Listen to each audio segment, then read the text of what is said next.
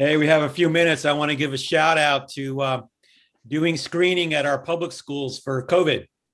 They're the volunteer medical corps. Been going out every morning between, excuse me, 8 and 8:30 at Southwest Elementary School. It's been such a fun thing to do, helping students get into school, parents drop people off and the kids off. And anyway, just a shout out. It's a real good thing we got going on. That's great. Thank you. Hey, Reginald, just a heads up that Tiffany and I have spoken a little bit about the questions that people submitted. And if you want to comment, we'll give you an opportunity at the beginning of the discussion.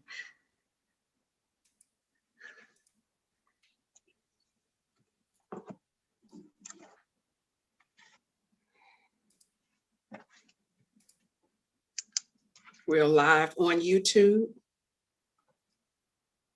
3 minutes before the meeting start.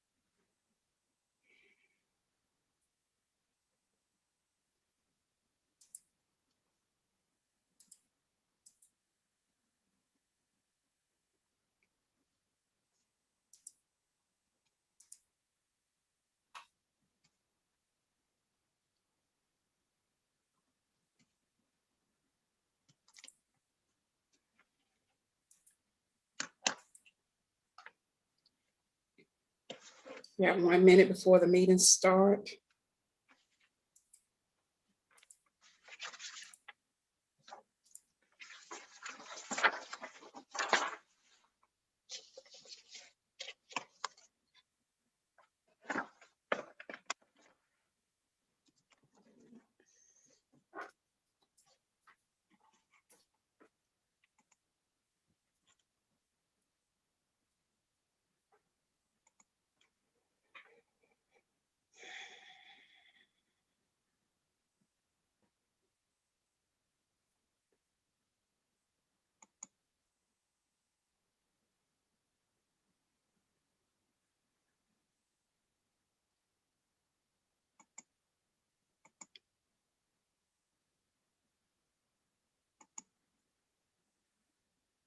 Six o'clock.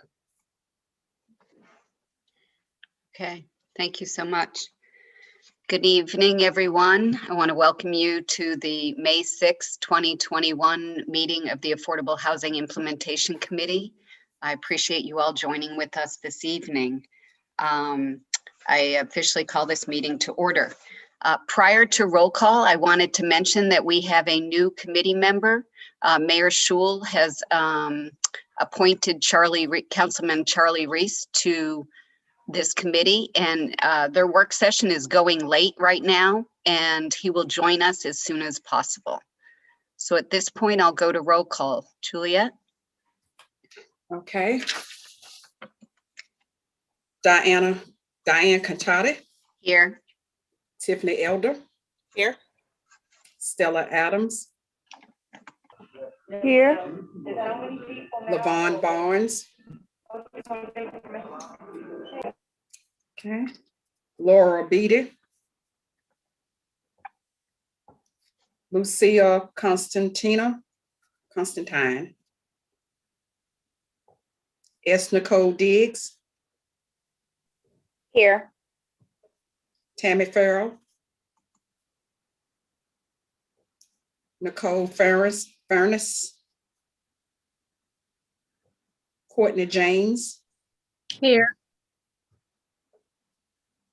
I, Jarvis Martin, asked for an excuse for tonight. Ms. Rita R. McDaniel asked for an excuse for tonight. John Parker. Here. Thank you. Venus Sanders. Here. Timothy Stallman. Angela Vick Lewis. Here. Thank you. Thank you all. At this point, I turn it over to Tiffany. Would like to find out if there are any modifications to the minutes that were forwarded to the committee. Any changes needed?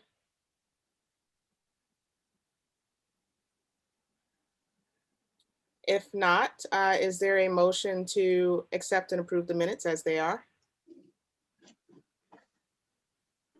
I So move that moved. we approve the minutes. I second. All in favor, say aye. Aye. Aye. Aye. Aye. Aye. Aye. Any opposed?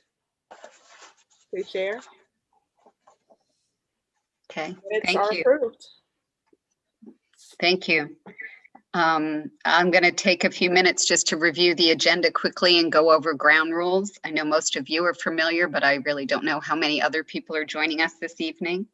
So tonight on the agenda, we will hear again from Durham Housing Authority staff on their downtown and neighborhood plan.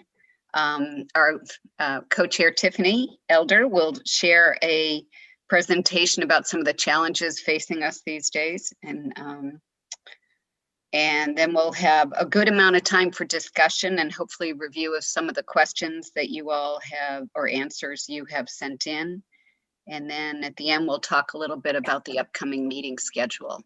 I don't know if anyone has any recommended changes to the agenda, or if not, we'll proceed as is. Okay. Hearing none, I'll go on with the ground rules. So these are actually the same as our April 15, 2021 meeting, and they are to show respect for others and opinions, to presume goodwill, to be fully present as much as you can on Zoom.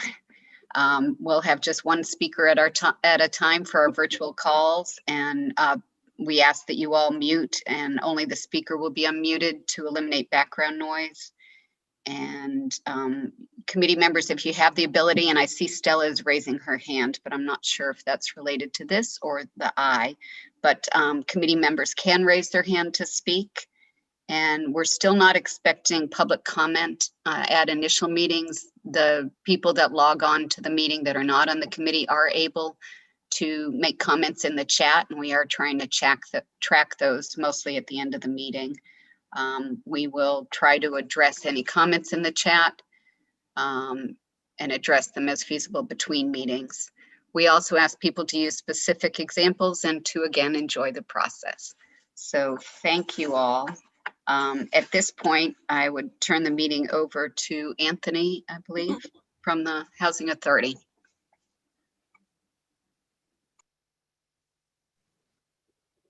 Good evening, everyone. Thank you for an opportunity to come before you again.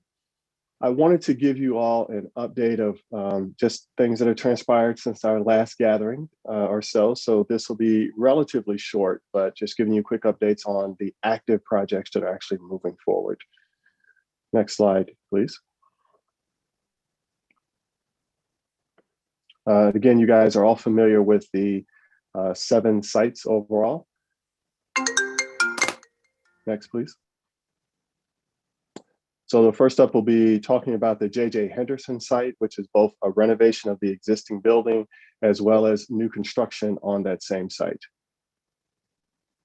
So the existing building, in terms of where we are currently moving residents to within the building, moving them so that they'll have a clear stack of units. That is actually that movement started this week. Renovation is scheduled to start this month, the actual physical construction. And the demolition of the community room, which is kind of the back of the building, it's a sort of a 1-story auditorium-like space. That demolition is scheduled to start next month. That's critical because that's part of where the new construction building will occur. And in terms of our shared prosperity components to this, thus far, because there's continuing bids coming in. Our WMBE total goals are at 22% of the overall contract work that's been let thus far. And of that 22%, it breaks down to 25% being WBE, 75% that is MBE. Next, please. And with respect to the new construction component, which is now being called Moorhead Seniors, this is a working title. That name will change once again. Construction is scheduled to start there in June. And with respect to our contracts as of this date, 30% WMBE, which breaks down to about 50-50 between the MBE and WBE. Next slide. Now moving over to the Liberty and Main Street site. Did I go too far, Anthony? No, go ahead to the, you were doing fine. One more. Okay, sorry about that. No, that's fine. So again, just to remind everyone of the overall site, onto your top right is what it looks like now. The colored diagram in the middle shows you the 5 phases that are planned for that site. And one note I'll make is that you'll see here phase 1, which is the Elizabeth Street Apartments, that initially had a, and this is the first site that actually has bond funding going towards it. The original amount that you saw last time around was a $1.1 million contribution. Because of the increases in cost, and everyone is, I'm sure, heard about the tremendous increases that are going on in supplies and materials right now. That city support number has now gone up to 2.5%, and that's actually going before council, I believe, soon. So Reginald can talk about that. Next slide, please. And again, reminders, so this will be a partial demolition of the existing buildings that are on that site. There are 8 buildings that will be demolished. That includes 36 units. Of those 36 units, 22 are occupied. And you can see the difference breakdown of where those different families are moving to. We're happy to report that the move-ins at Willow Street have already begun into that, and plus movements to our Laurel Oaks development, which was recently renovated. And then we had 7 transfers to other locations, some on the site and some to other DHA sites. Next, please. And this is just a breakdown of the total 72 units in that site. Again, just to remind folks, 18 units are at the 30% and below range, 30 at 60% AMI, and 24 at the 80% AMI number. And those AMI numbers are based on a 4-person household. Next, please. This gives you, again, an indication of the construction schedule. So demolition of the existing 8 buildings is scheduled to happen next month. Construction will follow shortly thereafter. Our current WMBE goals are at 30%, 57% are WBE, 43% are at MBE. Next, please. We also had submitted a 9% preliminary application for phase 2, which will require the demolition of another 6 buildings, which are 26 units. Next, please. That application was due on May 15th. However, well, actually, next slide. So this is the breakdown of what's called the Commerce Street Apartments, again, a working title, 84 units. You can see the breakdown, 21, 41, and 22 units for those different income bands.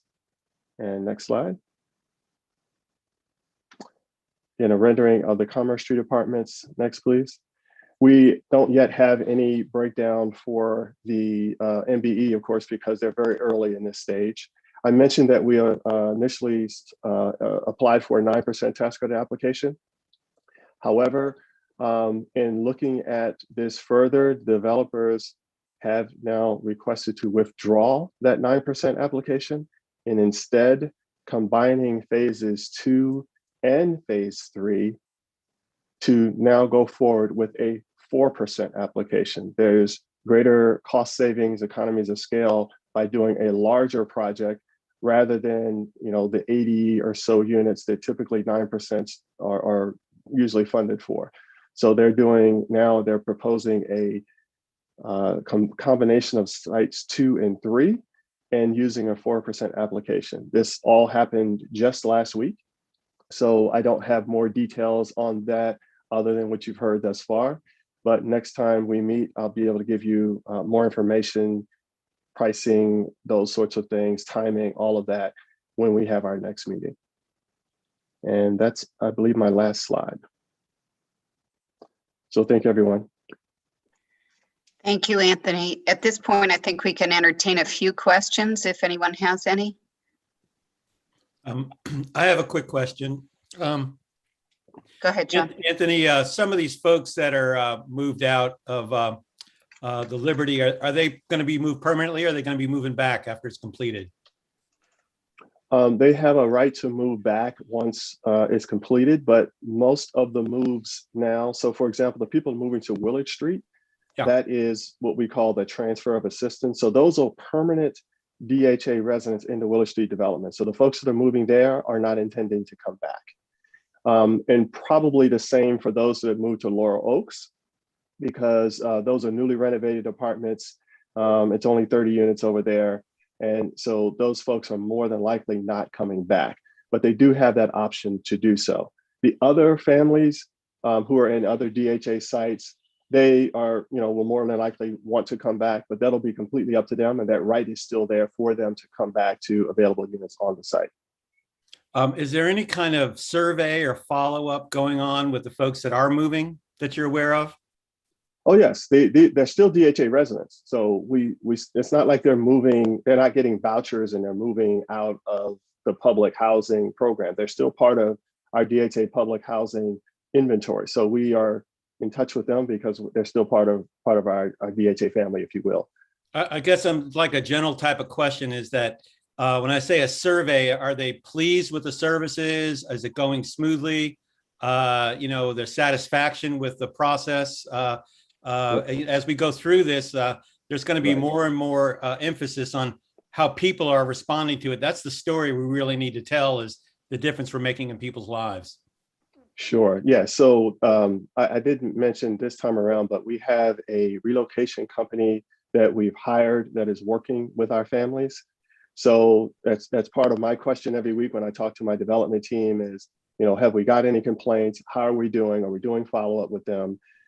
So yes, that does happen and continue happening, especially now because literally folks are just moving. So that sort of feedback is pretty critical. The only thing I can share at this point in terms of what I know personally is that we followed up with them. They were very pleased, of course, with the Willard Street apartments, the Laurel Oak side apartments. They've been very happy with as well. And I cannot say actually that I've heard feedback on those that have moved, on site, because of course those are the same units that they're in. They just moved to a different unit for the moment. But that is an important part of this overall process. I have a question, staying Anthony. in touch with our thank team. you for the updating on the Miss shared Stella, somebody's prosperity talking. piece with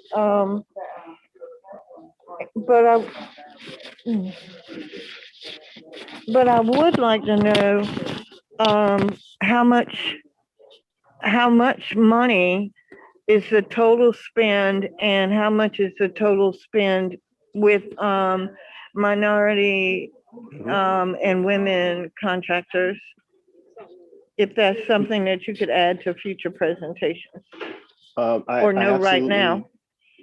I don't know now other than just percentages, but I can tell you that I will be providing that for future presentations because that's something that we'll be tracking. A lot of this is still in the very early stages. We have been pushing to get this more detailed information, but they, as late as today, but they said they don't have all those numbers in yet because they're still very early in the contracting process. But that is exactly what we will be doing, is providing you not only the amounts, but also the disciplines, so that, we're clear it's not just, cleaning up jobs, things like that, but substantial work that's actually being given, because you remember the goal of this is to make sure that we'll have a chance to grow our WMBE businesses and not just sort of have them get a piece and that's it, but to literally have opportunities to grow those businesses. So I will be providing that as a part of our ongoing updates. And the other piece I did not mention was on Section 3 hiring. That'll also be part of our ongoing updates. We are concluding our sort of pilot project, if you will, with one of our residents who we understand will be hired by the company by the end of the month. But we're about to launch into our full-fledged outreach for them. We've already started that now, and making sure we develop a pipeline for residents and folks in the community to get hired for the work going forward. I also have a question for Mr. Scott. First of all, appreciate the presentation as always. I just have, I guess I want to know what your concerns are based on the rising supplies costs and how that's going to affect the projects going forward. Will we have enough money based on, you know, you're going from 1.1 million to I think you said 2.3 million. That's a big jump as far as like supplies, but going forward, are you guys going to forecast that, estimate that in future costs at this point, and adjust how money is being spent, or or if we're going to need additional funding from council or the county? So obviously, if I could predict kind of what the cost impact would be, I'd be in a different job altogether. We just don't know how this is going to impact us going forward. But we know at this point the costs are certainly starting to rise astronomically. We hope that settles down. A lot of it has to do with supply networks being shut down during the pandemic and things like that. But we also know what's looming for the Triangle in terms of the demands on construction. And then globally, frankly, or at least nationally, given the proposed infrastructure bill and things like that, there is going to be a lot of demand on construction related costs. So we know that there is likely to be increases. The problem that we don't know is where and why and how much. We are clear about one thing though, there is a fixed amount of money that has been dedicated to these developments. And the one thing that we've made clear with all of our development partners, both current and future, is that it is their responsibility to come up with viable solutions to how to deal with future gaps in cost. So for example, the adjustment that we've already talked about, where we went from a 9% to a 4%, is actually an approach to kind of deal with how we can help fill some of those gaps. One of the difficulties in the way North Carolina administers its 9% tax credit program is that they have this sort of smaller size cap, right? It's not an official cap, but just in terms of you being competitive, it's around 80 or so units. When you get beyond that, it gets harder to compete. So then you look at if we did a larger site, i.e. phase 2 and 3 being combined, you have more units in one development. You have some costs that are being saved because of scale and things like that.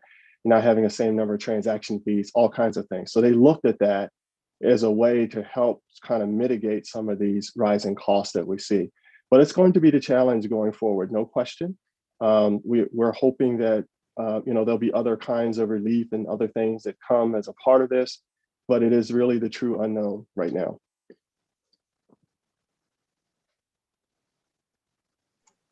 Thank you, Anthony. Does anyone else have any questions at this point? Okay, hearing none, I want to take a minute to welcome Charlie Reese, Councilman Charlie Reese, who's joining us, and give him a chance to make a few comments if he'd like. Charlie? Thank you. I really appreciate that. Hi, everybody. I'm so sorry to have been late. Our City Council work session just now ended up 5 hours and 20 minutes after it started. And I am here, bright-eyed and bushy-tailed, ready to dive into this work with you. The reason I ran for public office to begin with was so that we could find some way to make Durham a place where everyone can afford to live. And so the work of this committee is critical, not only to implementing the affordable housing bond, but also to making sure that we do it in a way that is consistent with our city's values. And so the work that you do is really, really important. And I'm happy to be with you while we're doing that work together. That's all I had to say. Thank you very much, and I look forward to the work. Great. Thanks again for joining us, Charlie. We're looking forward to working with you. Okay, and let's see. All right, I do see a question in the chat, but at this point, we're going to stick to our presentations, and we will try to get to questions from non-committee members a little bit later in the meeting. So at this point, I'd like to turn it over to Tiffany to share a presentation with us. Thank you. Tiffany, give me 1 minute. Yours disappeared for a reason, some Okay. reason. Oops.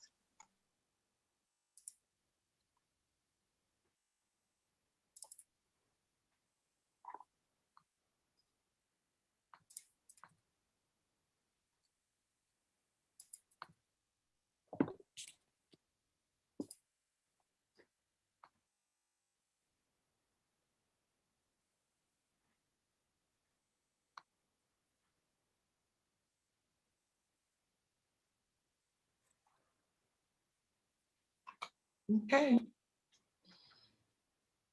All right, so thank you for that.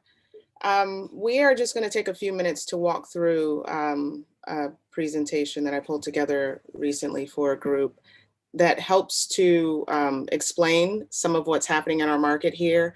Affordability is an issue that we will need to give a lot of attention to, and it's affecting housing across several price points and definitely putting a lot of pressure on our lower price points. We're all walking out of our homes and seeing a lot of construction, seeing a lot of new faces in our city, but hopefully this will help to quantify what those changes are that we're sort of perceiving are happening around us. So let's discuss housing a city we can all afford. Next slide.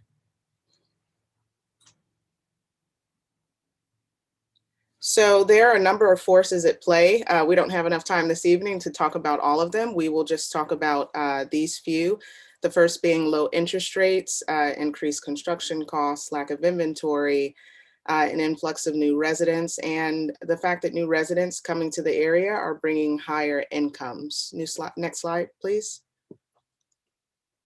So this slide is just very quickly showing you that interest rates now are some of the lowest interest rates we've ever seen historically. If you look back through the list, we are down in the lower echelon. They've started to rise a little bit, but they're leveling off and fluctuating, but we're still around the 3% or thereabouts range. That is pushing a lot of people into the housing market. And drawing quite a bit of interest to our area because our area is viewed as being much more affordable than other areas across the US. So we're low interest rates plus our price points and some of the other perceived benefits of the Triangle and the Durham area is part of the reason in some of the challenges and some of the competition in our market. Next slide, please.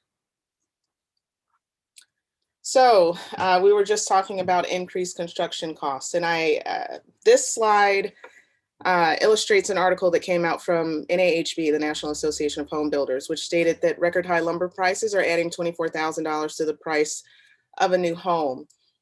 This article was from about 4 or 5 months ago. I just received an update to this article. That number has changed to 36,000. And it is continuing to climb. We do not know what will happen tomorrow, but if the future mirrors the past, lumber and other construction material prices are going to continue to climb. For us to see a 50% increase in less than a year is noteworthy. So I do want everyone to be aware that construction materials are putting a heavy burden on residential and commercial projects in our area. Next slide, please. So we'll spend a little time on this slide, and I actually have some updates. Now, FYI, this slide, we get our information sort of as a look back. This slide goes back to end of January. I just have updated info looking back to end of March. But a few important things on here. For Durham, you'll see the number in the center, 341. That is the number of homes that were on the resale market in the entire city of Durham, 341 homes. If you can imagine the number of people who are looking to buy a home, the fact also that Durham has just about 1,100 realtors, many of whom are working with multiple buyers, The larger triangle as a whole, if you take Wake County and Durham County, has about 12,000 realtors, many of whom are looking for homes in Durham.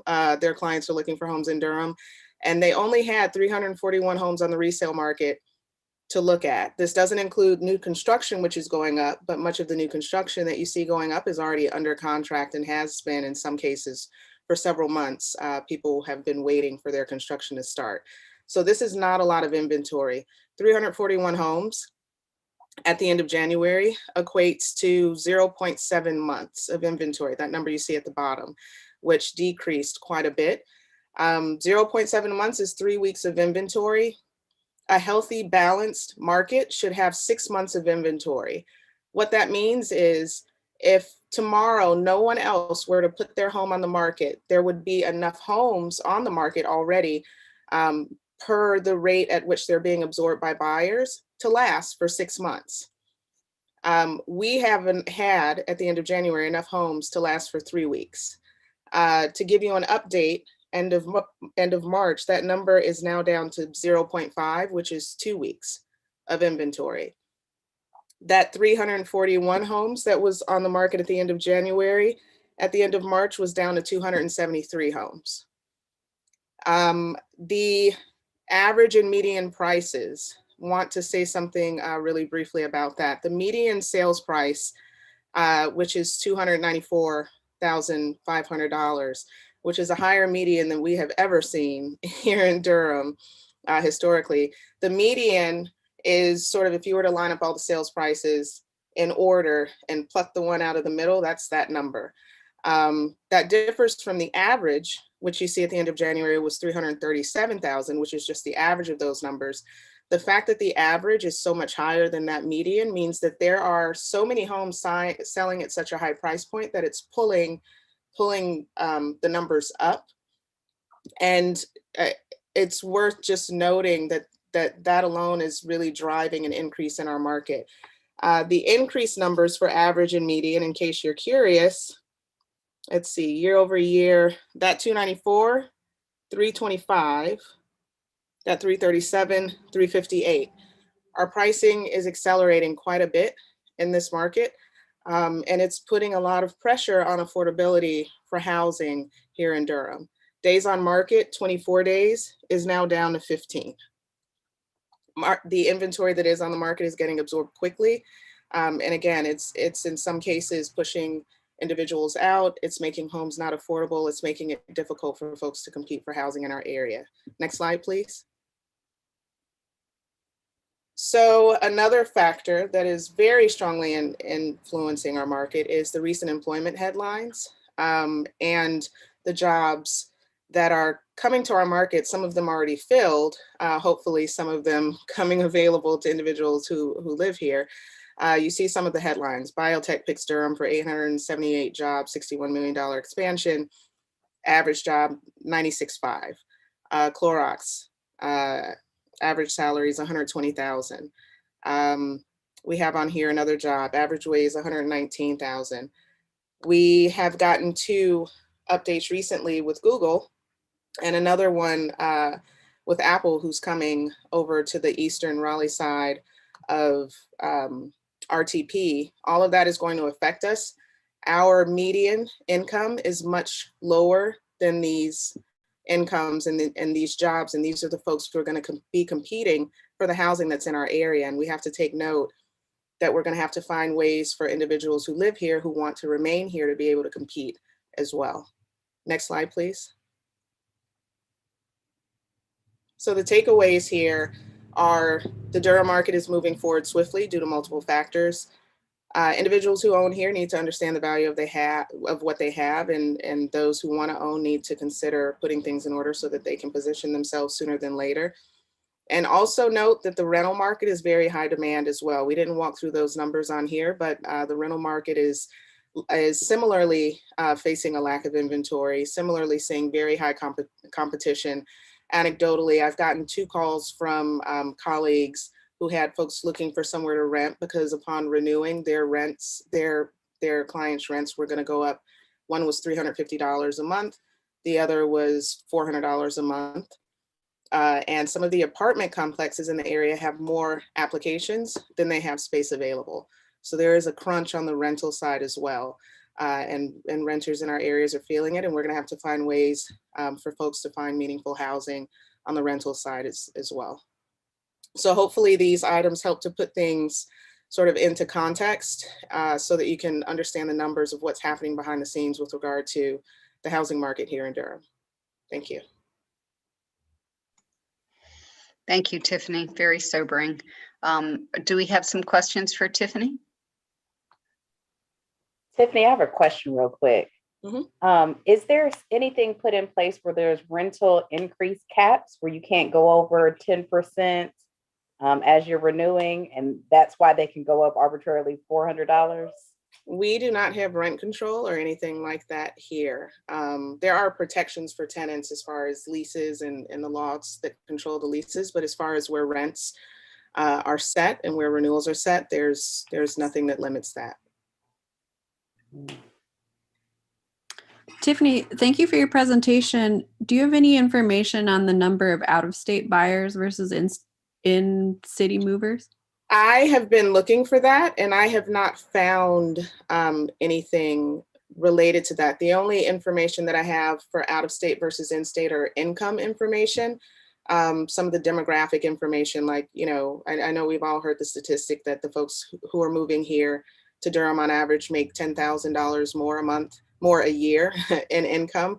But that's a broad average. The folks who are moving from New York tend to make $50,000 more than the median. The folks moving from California make $42,000 more on average. So that 10,000 is a very broad average. So I have some income info, but nothing as far as out-of-state buyers versus in-area buyers.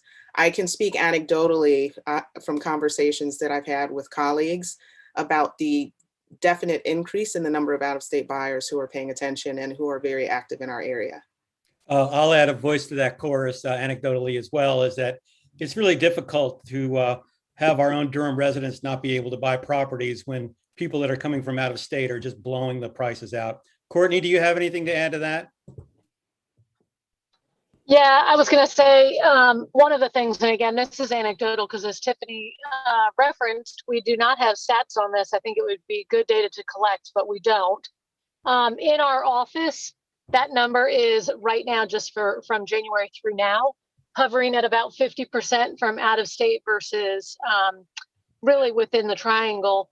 The other thing that we've seen, which I think is really interesting, is we've seen, you know, before when we were working with investors, a lot of it was local investors buying. Now we're seeing out-of-state investors coming in. So not just out-of-state buyers coming in to live here, but out-of-state investors that are identifying this as a hotspot. Definitely. Yeah, I was going to say something about that too. And we actually do track that on the neighborhood compass as well. And have seen an increase in the total amount of value owned by out-of-state investors, not people moving here from out of state, but people who live out of state and are continuing to own property. And in the multifamily sector, like in terms of apartment housing, there's been a pretty stark increase in out-of-state owners of large apartment complexes, and that's been pretty clearly associated with like increase in rents and higher levels of evictions as those out-of-state owners come in and buy the property. They're also a lot less likely to be accountable to any kind of local regulation because they have bigger budgets than the city does for lawyers. So that's one, like, definitely a major factor that's shifting the market too.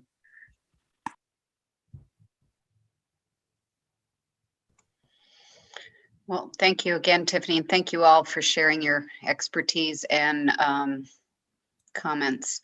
There are several comments in the chat from people, and you might want to take a minute, but I do just want to note that Charlie noted that local governments in North Carolina do not have the legal authority to limit rent increases.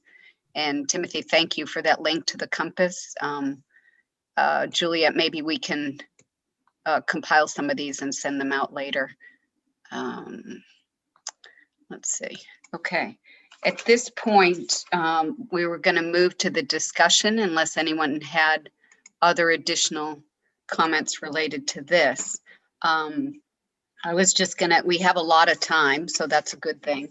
I wanted to kick this off by just noting for anybody that's listening that Juliet sent out to all the committee members 4 questions to try and gauge how we're doing so far in our based on our first 2 meetings. And so those questions, again, just to recap, are: 1 was, what does the committee think of what's been presented so far?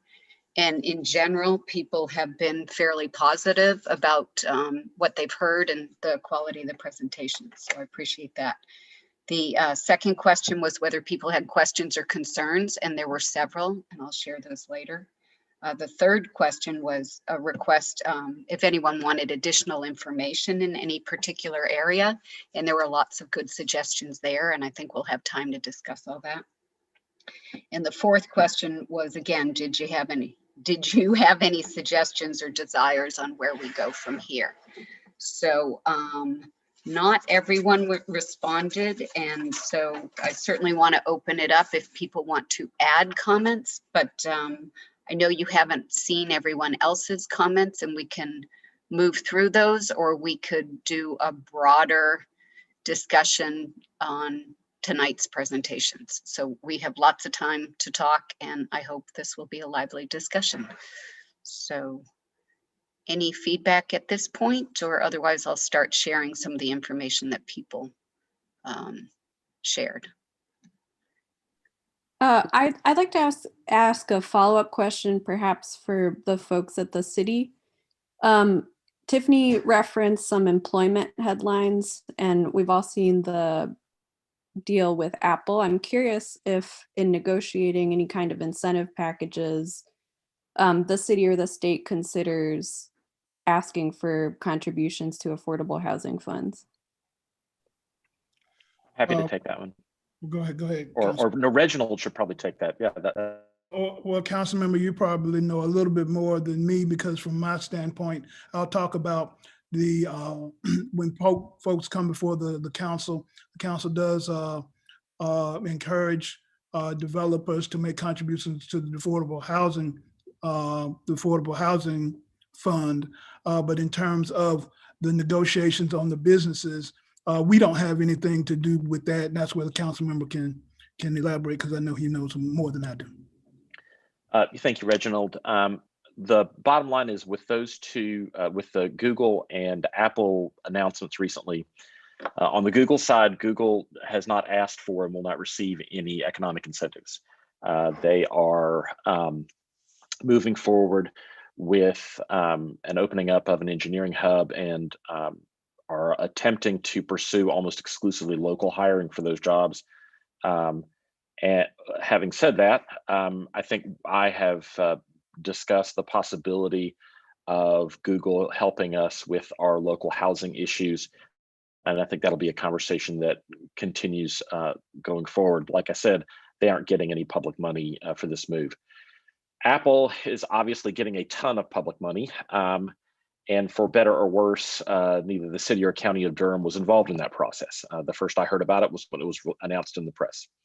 I don't know what Apple has agreed to do for housing in Wake County, which is where their new facility will be located. But I do know that the incentive package that Apple accepted has lots of different parts to it, including some investments by Apple in a local university and a number of other things. I haven't parsed through the details to know whether or not they've agreed to support affordable housing projects in Wake County, because honestly, it's not in Durham, and so I haven't really bothered to look. So those are the two things that I can answer there. But generally speaking, when we get these types of proposals, the public incentives from Durham are typically very small, and the larger incentive is from the state agency that does this kind of economic incentive packages. But the thing that I think we focus most on in economic incentive packages are whether or not our local residents will be eligible to get the jobs that they're moving into our city.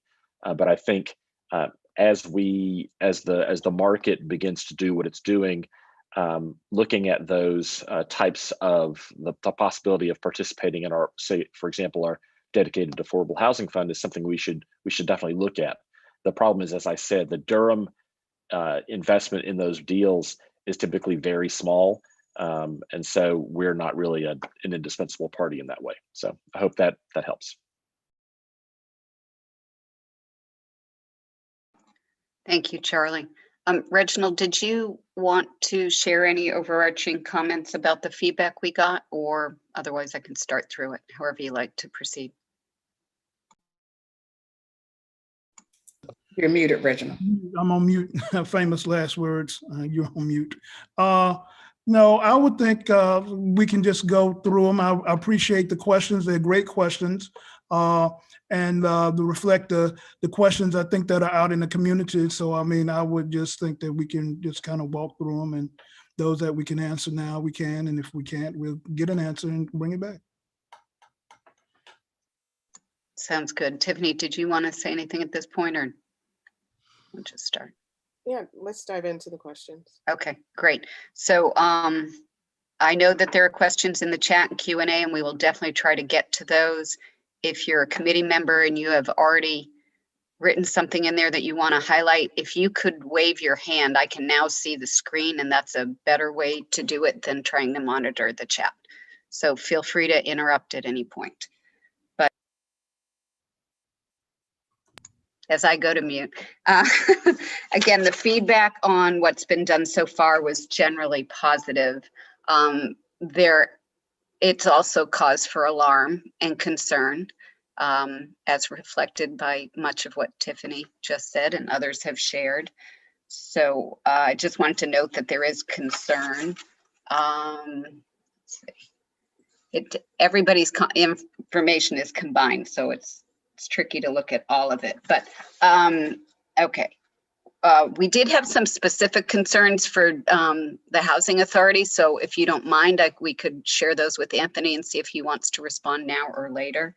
But one of the concerns shared by a committee member is when the public, especially DHA residents, will be informed about RAD and all the projects which will be occurring within the next 5 years. Anthony, is that something you want to address now or later? Sure. Our residents have been informed of RAD since the beginning. It's actually a part of the process that you have to have community meetings. We spent well over a year in meeting with the residents that are directly impacted by the downtown sites, meeting at our communities on several occasions. So we met at JJ, we met at Liberty Street, actually more of 519 because they have a better space. So that was a part of the required process, but we've also attended as many resident council meetings as have been held. And all throughout the process, we continue to inform residents about what's happening with the RAD process, because that is actually at a minimum that's required that you have a certain number of meetings with the community, but we continue to do those as often as we can. I appreciate that. I will say that, and I think we'll try to share the written feedback with everyone shortly so you can see it later and we can track it. But they did note that many people in Liberty are not aware of what's happening in their community. So again, we can always use more outreach. And so thank you again for that. In terms of other concerns, there was questions and concerns about or requests for more insight and information on how small and minority businesses will be included. And we've touched on that a little bit, but we'd certainly look for more information in that area moving forward. I'm back to for everybody unless I find a specific thing for DHA. Sorry. As I jump. Co-chair, I would just add to that, because that is a frequent question that we receive. And if you remember the comments I made at the last meeting, that the city will be and is under selection process for consulting firm to help us with MWBE Section 3 job opportunities and Section 3 business opportunities as well. And so we hope to have that selection done by the end of summer, and that firm will come before you just as the marketing firm did. Great, thank you. That's helpful. Diane, this is Nicole. So that yes, was hi. Hi, that was actually my question, and I just wanted to add some additional information. While it is helpful to have minority and women businesses participate in the construction aspect of the projects, a more inclusive way to include small businesses and minority and women-owned businesses, I think is important. So whatever the consultant group is that handles that, I think that's an essential component. It's not just check the box for the minority contracting aspect of the project. It really is a training and capacity building component to that for our community. Agreed. Thank you. Thank you, Nicole. Appreciate it. There was also a comment and question about not having heard much about Hoover Road or Laurel Oaks. Of course, you mentioned Laurel Oaks this evening, Anthony. I don't know if you want to share anything about Hoover Road.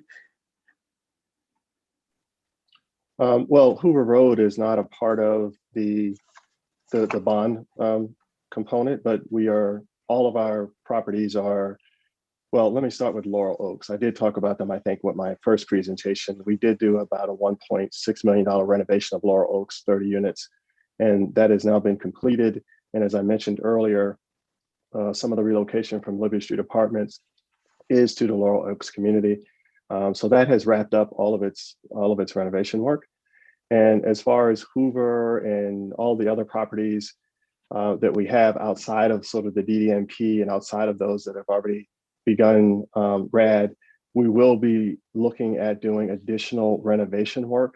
One of the challenges, of course, is the necessary funding. So we're putting together strategies around renovation of some of the sites that we are not intending to do a full redevelopment of, such as Hoover, scattered sites, Club Boulevard. Those three in particular are on our list to do next. And we'll probably end up doing something like a 4% tax credit for those to do a full renovation on those sites. And in the interim, of course, we have to continue to step up with our renovation work. We did close on the Monday. We closed on solicitation for additional contractors to provide us for help. So we're going through the qualification process for that. So we hope by next week to have some additional help so that we can get the necessary repairs that are out there completed. Thank you, Anthony. That's helpful. I wonder if you might be willing to do a slide just on those properties and maybe note whether they are or not in the plan, just for context for others, and then we can track it going forward. That'd be helpful. Sure. Okay. And I'm still moving through question number 2, which was questions and concerns. And okay, let's see. There were actually a lot in this one. I'm not identifying the people that submitted them, but these are really good questions and helpful, and I hope we can have some discussion about it. But these questions were, how exactly are we as a committee going to fulfill our role of advising the Community Development Department? Is that solely through our comments at committee meetings? How will we decide on the content of our briefings to council? And would it make sense to form subcommittees to dig deeper into either various areas of the plan or specific areas of concern? And there's actually more, and we should probably take these one at a time, but certainly that's something I've wondered about as well. So I would welcome feedback from this committee, and of course, so I don't know if anybody wants to say anything about these right now. I will say, in terms of deciding on the content of our briefings to council, we'll be presenting to council in the fall, sometime after our October meeting. So we could certainly dedicate some time in September or October to talking more specifically about that. I feel like we're still very much trying to get our legs underneath us. This is our 3rd meeting, and there's a lot of information. So if someone wants to do something differently, please feel free to share that. Okay. In terms of forming subcommittees, I think we certainly could, as we identify areas that we want to do deeper dives in, or perhaps some subgroup wants to monitor some aspect. Maybe it's the communications plan or the information that's being posted on the web. I'm just making these things up, but I think we certainly can consider that in the future. Any other comments? I'm just scanning the screen. There was another question about whether we as a committee want to develop our own set of metrics or priorities with which to evaluate how DHA and the Community Development Department are performing in the plan? Do we think that the goals and metrics they're setting are the correct ones? I think that's a really good question. I think that we should be very vocal about whether we want to see any additional metrics or other measures, and whether we would ask the communications firm to measure those and add those to the dashboard, as opposed to us monitoring things separately. But so those are some comments there. Any other thoughts or feedback? I don't mean to be rushing through here. It's hard to move in Zoom. Let's see. Does anybody have any suggestions on that? Okay, I'll keep going. Another question was, how do we build in ways to get information outside the administrative hierarchies of community development and DHA so that we can effectively function as third-party advisors and evaluators and guarantee transparency and accountability? So again, I think these are excellent questions, and as we move forward, things might become clearer, and I think, again, we should be vocal about how we want to proceed. Tiffany, you have any thoughts? You're muted.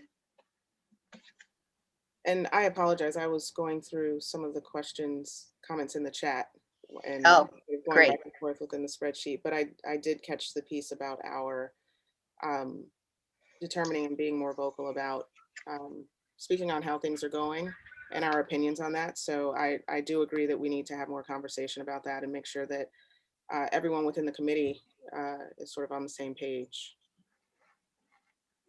Is there anything in the chat that we need to address directly related to this, or keep moving? Not related to this. I had just gotten a Charlie's message and was scrolling down, but it wasn't related to that question. Okay. Is everybody comfortable? Maybe you can nod or keep going. Okay. So number 3 was, do you want any additional information in any particular area? And I've shared some of that as if they were part of merge ones. Let me see some others. Well, one suggestion was perhaps it would be helpful for us to better understand the current state of housing and how much these efforts will alleviate the problem. And I know that Tiffany and Reginald and staff and I have had that conversation, which led us to Tiffany sharing her excellent presentation this evening. But I do think context would be helpful. So that was a good suggestion. Again, another comment, basically, can we discuss the size, extent of the problem with which we're faced so we can better understand how our efforts will have an impact? Another request for information was that it would be useful to know which of the organizations doing affordable housing work in Durham have any type of formal relationship with the city. And so, Reginald, perhaps we can compile that if you're, I assume that's all public record in terms of contracts. Yes, it is. We'll be glad to provide that. We actually share that information with the Citizens Advisory Committee more so on a regular basis. Actually, you have the chair of the Citizens Advisory Committee, Mr. Levon Barnes, who's a member of this panel. But they actually go and meet with the members of the organizations from time to time. So yes, we can provide that. Great, thank you. I appreciate that. Let's see.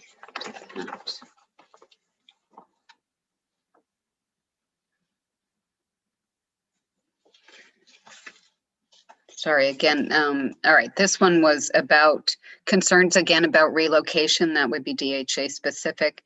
And they said it would be great to invite more public housing residents to testify about their experiences, especially folks who have had to relocate because of renovations.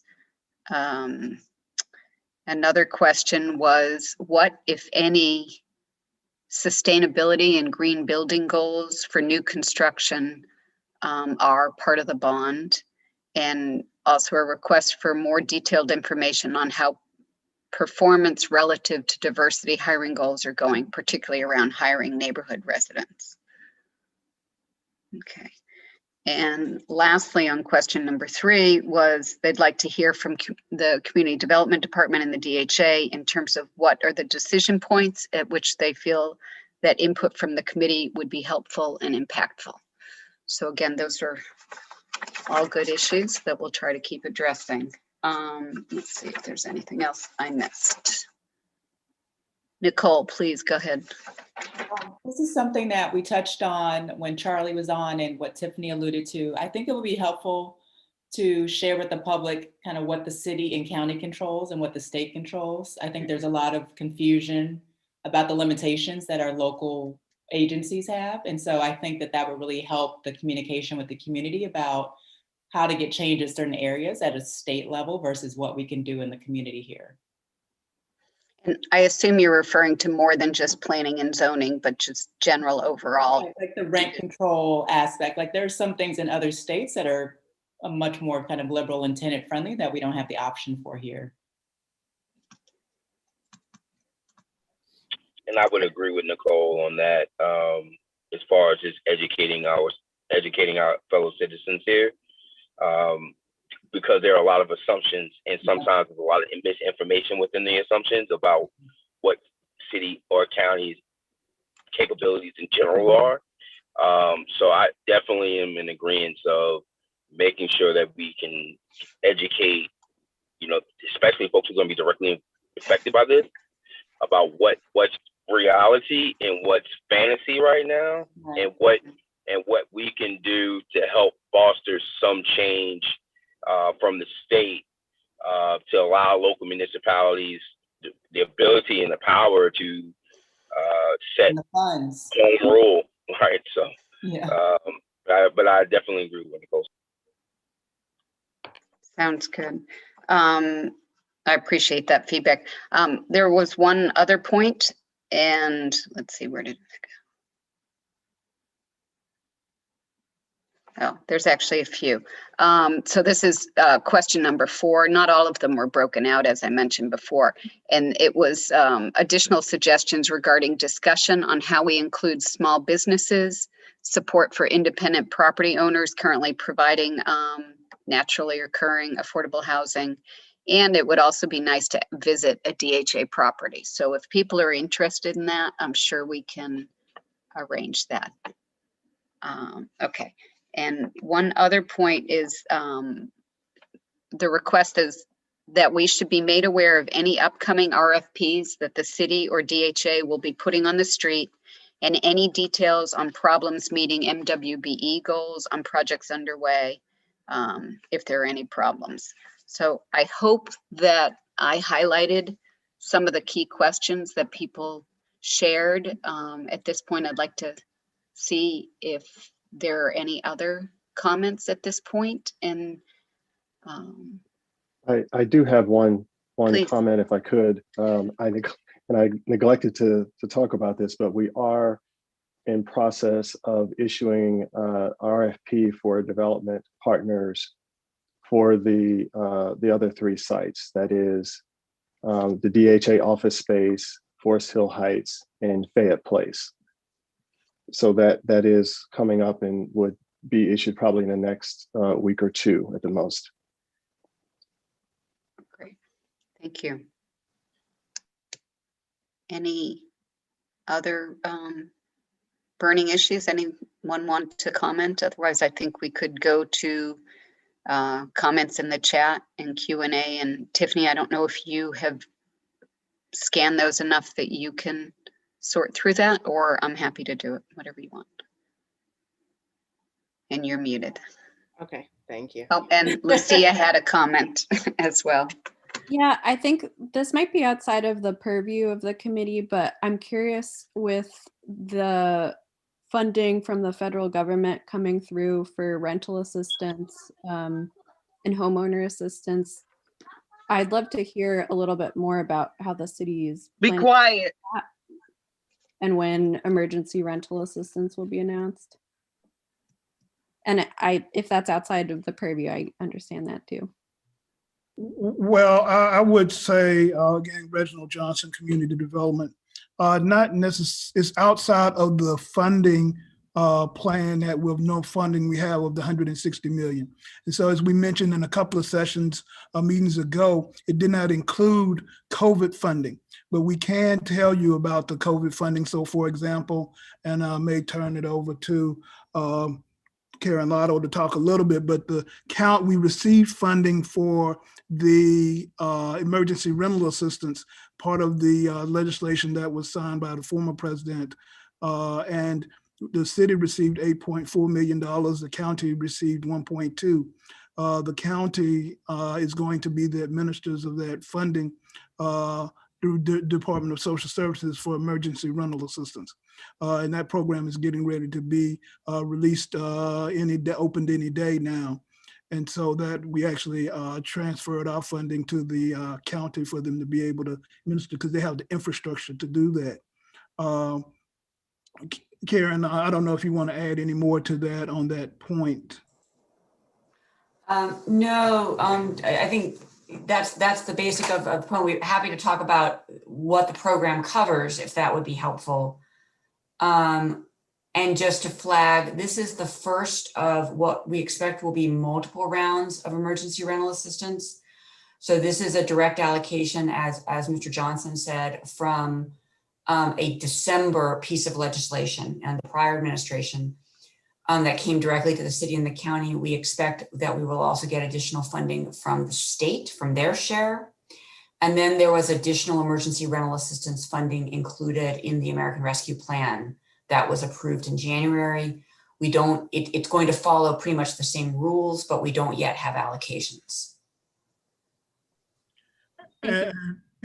Further, you had mentioned as well home buyer assistance. There was foreclosure prevention funding included in the American Rescue Plan. Details have not been released, but the way that the legislation is written suggests that that funding is all going to go to the state and possibly be run as a statewide program, which is what was done in 2008 during the housing crisis, that the foreclosure funds came out and typically were run as statewide programs, often with nonprofit partners, but managed at a state level. And one of the things that I would add, thank you, Ms. Lotto, for just be honest and direct that it's not going to be enough money to help all of those who need rental assistance. And I don't know if y'all got the email that I did where a federal judge put a stay on the moratorium for evictions. That was not a good way to wake up this morning.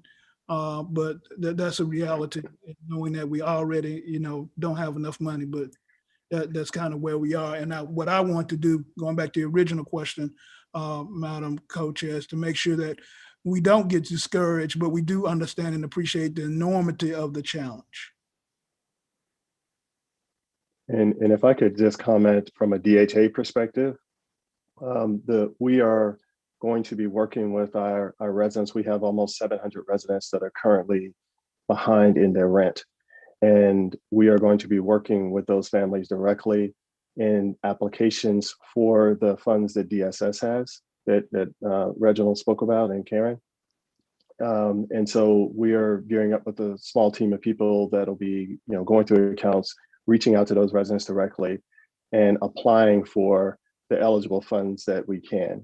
It won't cover all funds that are owed, but it will certainly cover a large chunk of the money that has accumulated during this past year plus. Can I ask a question to follow up to that? Not to get too much on the rental assistance, but I know property owners that have, rental buildings that they self-manage. Are they able to apply for rental assistance? The burden to put it on the person who already can't pay or is in a dire situation seems a little counterintuitive, but the previous round property owners were not able to apply for this assistance to get direct payments. It was on the burden of the tenants. So to answer your question, yes, under this program, under the Emergency Rental Assistance Program, The legislation allows for landlords to apply on behalf of tenants. However, they do need to have the permission of tenants to apply. And they need to supply the same information that you would need to supply if you were an individual applying. So in the program that we expect to roll out very shortly, there will be really 3 windows through which you can apply. You can apply as an individual renter household. You can apply as a landlord, and under the landlord, you have to fill out applications for each individual tenant, but you can kind of keep track of all of your applications. And you can apply as a community organization on behalf of a tenant. Again, you must have that tenant's written permission. And the city of Durham has contracted with 5 nonprofit organizations to provide application support to tenants who may face barriers in applying, either language or technology or just comfort level. So we have 5 nonprofit partners who will be working with tenants. And we've heard from a number of other organizations their willingness to kind of step up and do that on behalf of their clients as well. Yeah. No, I think that's helpful because I think it will alleviate some eviction, like a big wave of eviction, if property owners know that they will have access and ability to pursue payments. Yeah. I did have a question for Mr. Scott in regarding, tenants right now. Are the majority of the tenants multiple months behind or just a single month behind as far as paying rent? Or, because I'm just thinking about the number of tenants who may be in need of this help, but they may not be able to get all of what they need, and what the plan is for that. Yes, they're multiple months behind in most cases. Of the 700 or so, we have, I believe the number is around 160 or so that owe less than $200, but a good bulk of the others owe significantly more than that. So the funds that are available now via the city county are only covering going back 12 months and going forward up to 6. So we're going to be working with all those residents to make sure we can cover everything possible that may be owed. And then we will work out something with them in terms of some kind of repayment agreement going forward. The thing is that HUD has made it clear that housing authorities cannot give any forgiveness to residents who owe. So we don't have the ability to say, oh, we're going to just forgive rent that's owed. We don't have the authorization to do that. And HUD has made that clear over and over again. In fact, when the first round of funding came out under the CARES Act, that was one of the first things that we as housing authorities asked, well, can we use this to help give our residents relief of rent? And they said, no, you cannot. So that's part of the challenge for us as housing authorities, is that we have to deal with sort of HUD related regulations and restrictions on what we can and cannot do, but we certainly can work out repayment agreements and things like that. We are also seeking additional grant funds in hopes of being able to give everyone what we're calling a fresh start. So there'll be a little bit more about that in the coming week or so about how we're looking to do that. And Madam Co-Chairs, if I may just clarify one point on what the Emergency Rental Assistance Program can provide. Mr. Scott mentioned 12 months going back and 6 going forward. Just want to be clear, the program allows households to receive 12 months of assistance. That can be a combination of arrears and go forward, or it could be all go forward, or it could be all arrears. You cannot receive assistance for any arrears that were occurred prior to the emergency announcement of the COVID pandemic, which is, I think, March 19th, 2020, something in there. And on a go forward basis, we can only provide assistance 3 months at a time. At every 3 months, you have to be recertified. But someone who comes in, for example, and doesn't need arrears, but does need go forward, could get 12 months of assistance on a go forward, so long as our money lasts for that long. And in order to be eligible, just to be clear, there's an income requirement. You must be able to demonstrate financial hardship due to COVID. Income, you have to be a renter, you have to live in Durham, and you have to be sort of.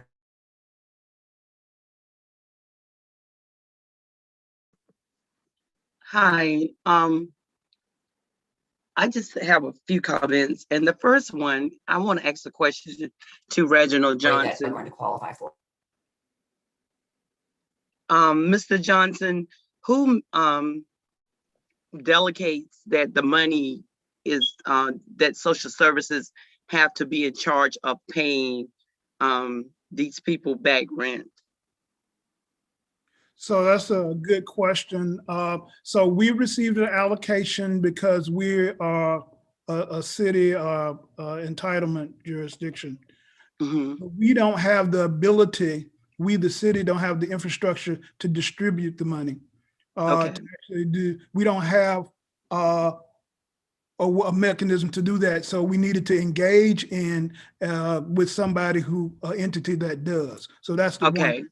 Now, the part that we're responsible for, and this is important, is we're responsible on the back end for the accountability, the auditing, the reporting, all those sorts of things. That after all the money is gone, and this is what I share with people, we community development are still there holding the bag after everybody's been, okay, and we have to provide all the documentation. Well, it is better for us to have one entity versus 10. Right. To do that, because that's, even though it doesn't matter the size, it's 10 times more work that we don't have the capacity to do.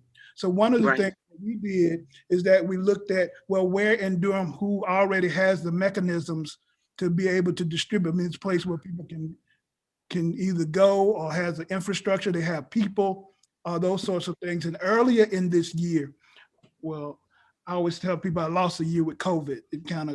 But last year, during the summer, we actually used some initial money we had from the federal government for emergency rental assistance before the money we just spoke about. And we actually had the Department of Social Services distribute those funds. So it's a combination of having the infrastructure, and infrastructure, they're gonna have to get a new compute software system. It's really complicated. They already have the people who already work with families, those sorts of things. So I hope that answers a little bit. If not, just ask and let me know and I'll come at it another way. It does. The reason why I inquired is because I live in Oxford Manor, and I know that there are a lot of people who are behind on their rent. And I sat in the car with someone who told me, I used to work for the Department of Social Services for 7 years.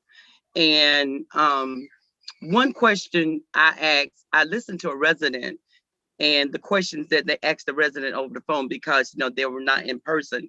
And one thing they asked was, how did COVID impact you?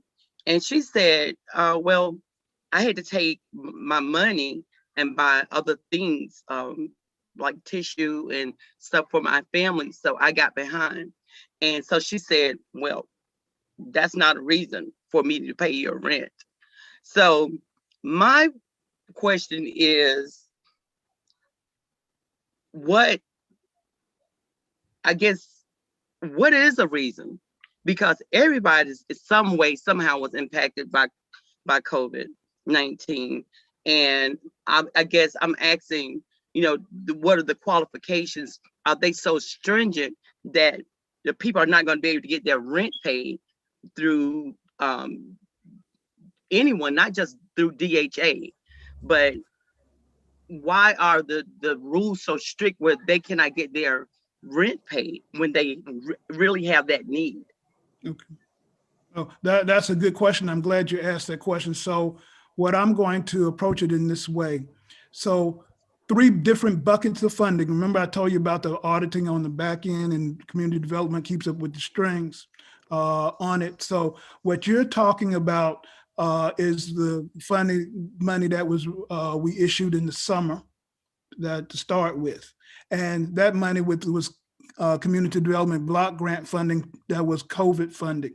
There has to be a COVID tie that's documented.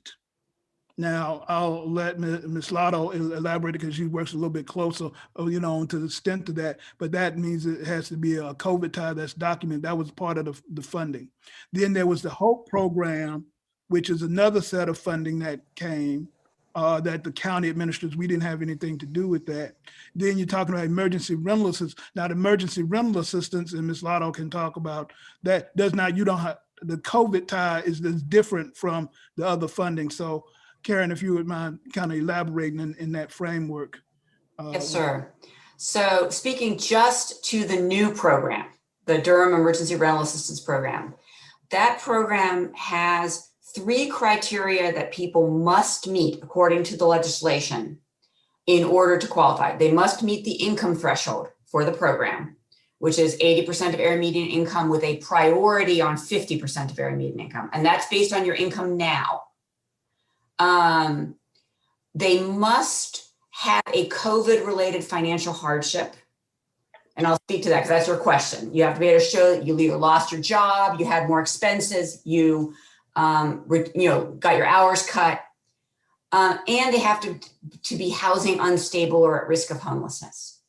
That second one that you're asking about of that financial hardship, you don't have to provide, it's basically in this program, a self-declaration. I declare that I have experienced a financial hardship. You don't actually have to provide documentation for it. Treasury has given us permission not to have documentation for this one, to go with self. So with all of these, we have to go with whatever the rules are that the federal government gives us. So for income, we have to have documentation. For financial hardship, we can go with self-certification. And then for housing instability, it's a pretty big bucket. Everybody who's struggling with rent in one way or another is going to qualify for that.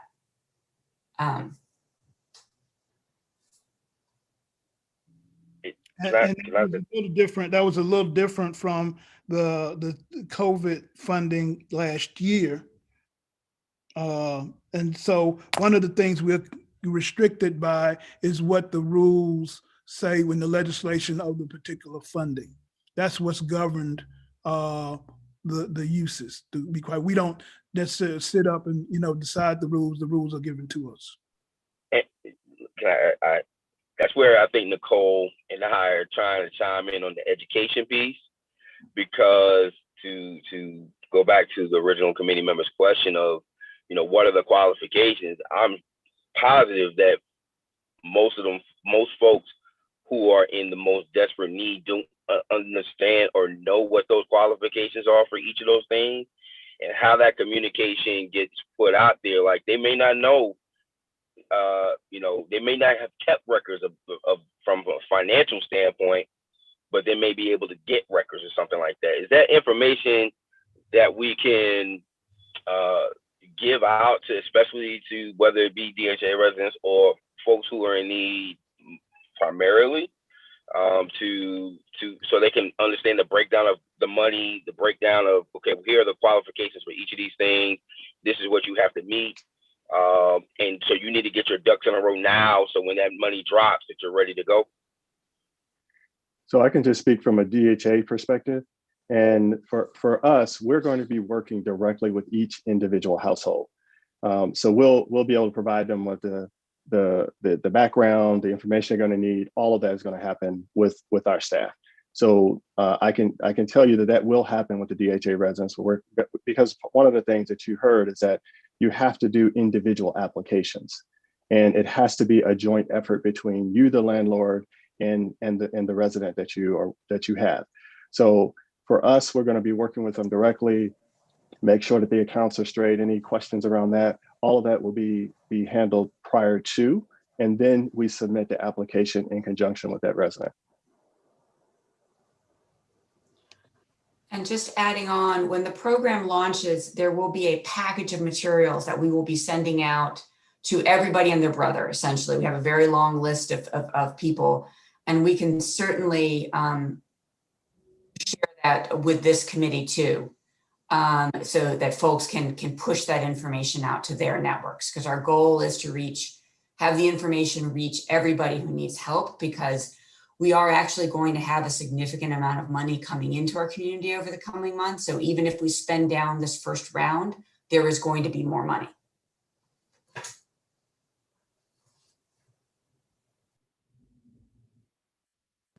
I wanted to say one more thing, and I know this is my second time being up here, and I just, when the questions were put out for us to answer, I was one of the people who was alarmed to see how Durham is really going to look in the future. And one thing that I thought was that you're really pushing out the people who've been here forever. And even though all these elaborate presentations that everyone is presenting to us about the incomes, about what's going on, and that's all well and done, but I guess my concern is people of color will not really be able, with all the disparities that we're facing already in Durham. We got mental health, drugs, lack of jobs. You got inmates people not being able to get jobs. How do they expect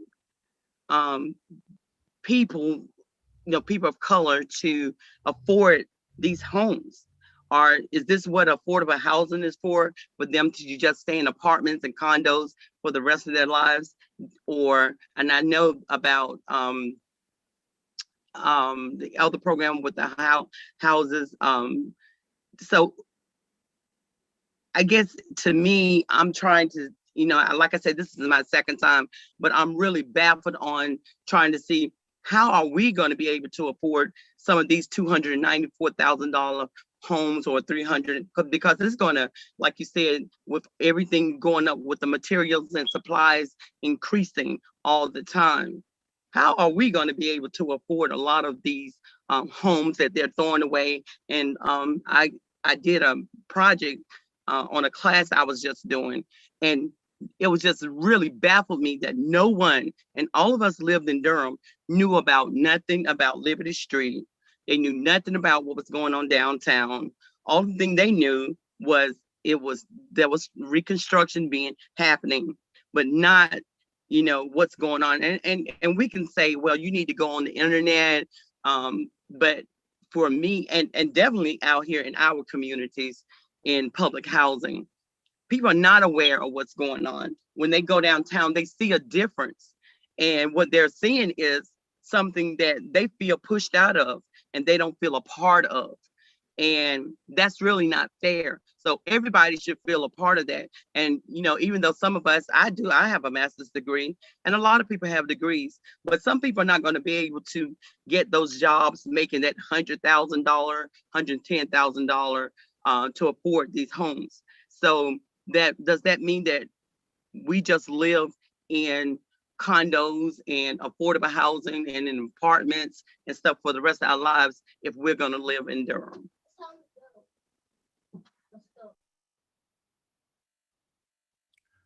So, Madam Co-Chair, may I take Please. Thank you. I would just say and respond in this way. I mean, that's the challenge and why we're here.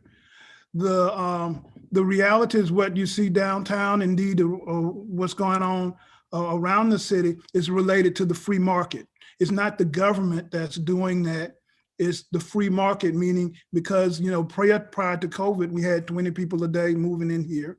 And those are people coming in with jobs, as Ms. Elder said in her presentation, and that affects the economics and puts pressure on the little housing that we have here. So that's one piece. Another piece is that we, the city, our goal, among other things, is to help people to stay in the houses that they have and produce more affordable housing. That's what we can do. We only have limited money to be able to do that, though the much more money is needed And we've passed the largest bond referendum in the state. Another piece that's the major piece going to the balance between home ownership and rental. And you raise a good question that we've had much community discussion about. Is what is the balance between the focus on home ownership and rental. And as you recall from my presentation earlier, there is money for second mortgages to help people purchase homes. But I was also share with you going back maybe 10 years or so, definitely before we did a report from Enterprise, the community development did focus more so on home ownership than we did rental, though we did rental. Particularly from 60% to 80% of the area median income. And then the below 60% was basically the space of the housing authority.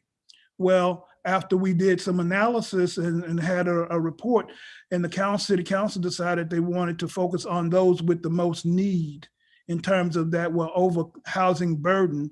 And that was our rental population, particularly those between 30 and 50% AMI. And then the housing authority itself controls about 40% of the subsidized units. And so that's where we shifted. We made a conscious policy decision because we have limited resources to focus on the areas where it was most needed. That's not to say there's a lot that is needed, but that's one of the reasons that we made that shift. Because a lot of persons who are in jobs that pay, qualify for affordable housing, there's a limited opportunity for rent. And then also with that level, there's naturally occurring affordable housing that we're losing. And so it's a big challenge, but there are a lot of forces, as Ms. Elder's presentation showed. I just don't want anybody to get discouraged because we're not at the community development department, but it's enormous. And especially, I'll just be honest with you, Apple is coming to town. Part of me is happy and part of me is not.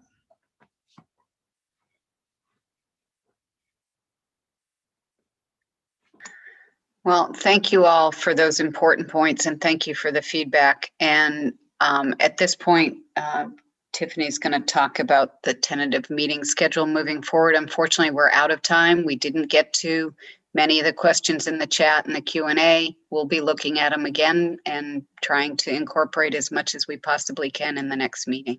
Thank you. Tiffany? All right. Here's the conversation.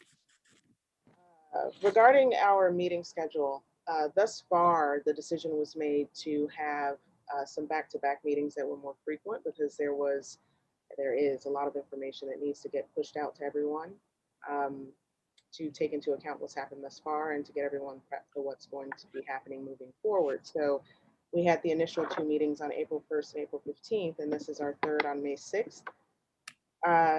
We are going to review and adopt and give a vote on the upcoming meetings for the remainder of the year, the next of which is June 3rd.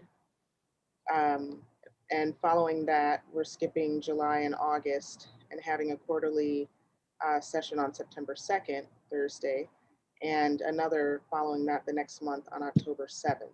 And that October 7th meeting will be the last for the year. And probably in September, we will decide on the schedule for the following year. So any questions or comments on the upcoming meetings of June 3rd, September 2nd, and October 7th?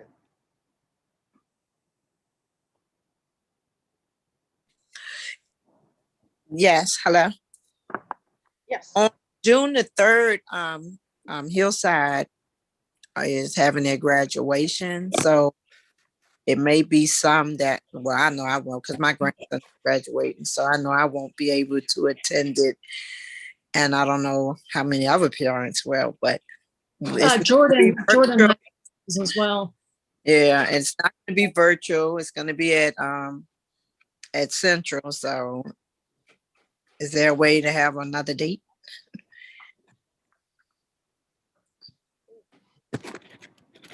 Any comments? I don't know how many parents are on this, but yeah, I was saying Jordan High School also is on the 3rd. So, and I've got a graduating senior, so I will not be at that one if it stays on the 3rd.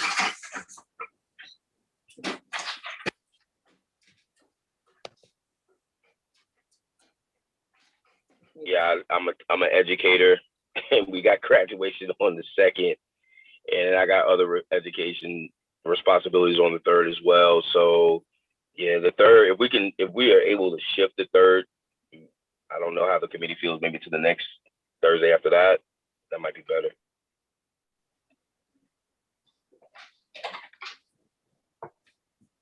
What is that following Thursday? And Diane, do you have any thoughts on that date? I'm pulling it up now.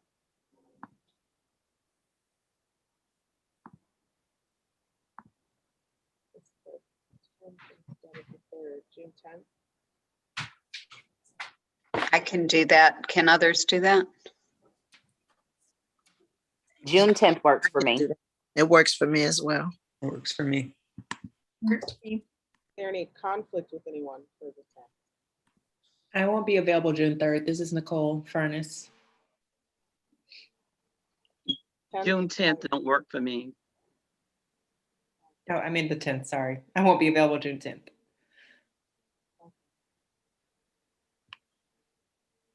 So thoughts on June meeting, everyone? How can we get this scheduled so that we can have meaningful participation but not exclude anyone unnecessarily? Would the committee be willing to meet on another day that following week that's not a Thursday, that hopefully will not conflict with anything else?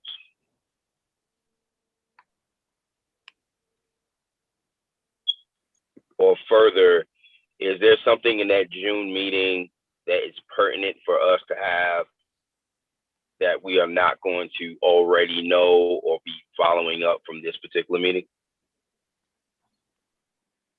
I am not certain. I remember it being talked about in one of our earlier sessions with Moss and Ross and French West Vaughn, that I believe May was when they were going to go live on the website and recording, and we were going to follow up after they went live to make sure everyone sort of understood what was out there and were able to follow it. I am not sure, but if that was going to be on that June meeting, Reginald, would you happen to know?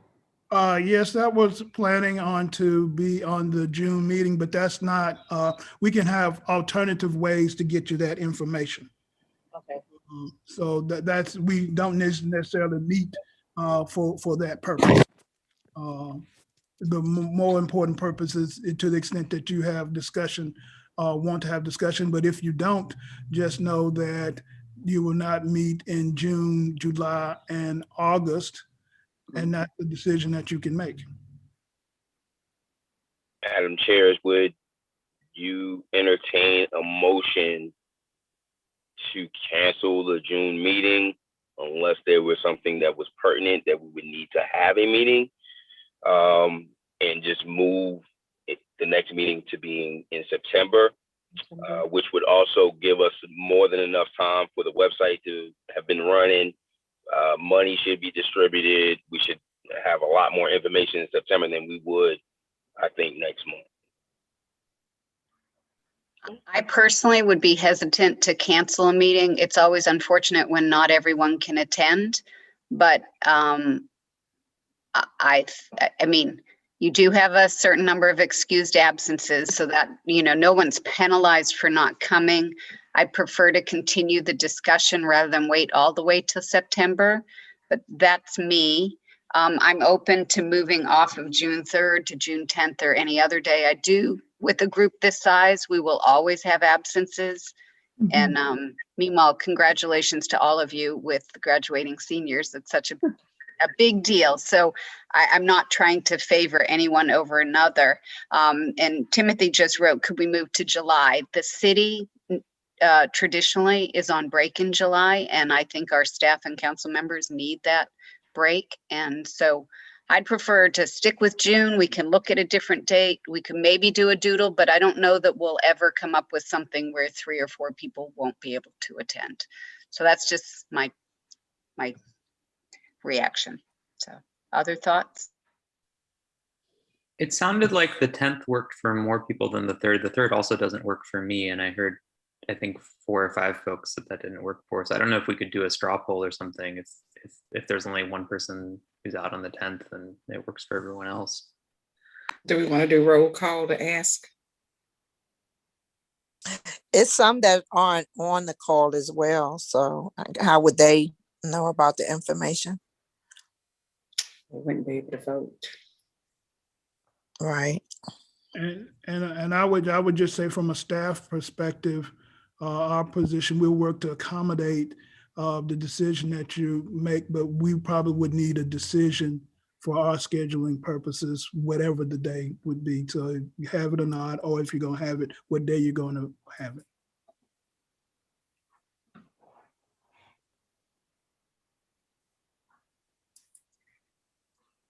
You're muted, Diane. Yeah, I was counting how many people were present. Sorry, I wasn't trying to talk. Oh, okay. It looks like the 10th is a better date. We could always throw out another date of the 17th and see if there are any conflicts, or move forward with a straw poll and vote on the 10th. I would just like to move on the 10th if that's not an issue. I would just like to go ahead and make a motion to move our next meeting to June the 10th. And we could vote it up or down and go from there. Sounds good. I second. Okay, those in favor for the 10th, June 10th for our next meeting? Aye. Aye. Aye. Any opposed? Sounds like the 10th it is. And again, since we're voting on all of these, we may as well run through on the remaining schedule. We have June 10th, September 2nd, and October 7th. So would anyone like to raise a motion to accept all three of those dates for future meetings? So moved. I second. All in favor? Aye. Aye. Aye. Aye. Any opposed? We have our schedule for the remainder of 2021. Yahoo. Thank you all. Yeah, thank you everyone for being flexible on that item. And I believe we have reached the end of our conversation for this evening. Just to wrap up, mark calendars for June 10th, but reminders will be sent out. Are there any other last minute items we need to discuss before closing out? Oh, my what? Okay, well, thank you for attending. Thank you everyone for your questions and for your input and for your presentations, and I hope you have a wonderful evening. See you. Good in night. June. Thank you all. Thank you. Good night, everyone. Everyone. Good night.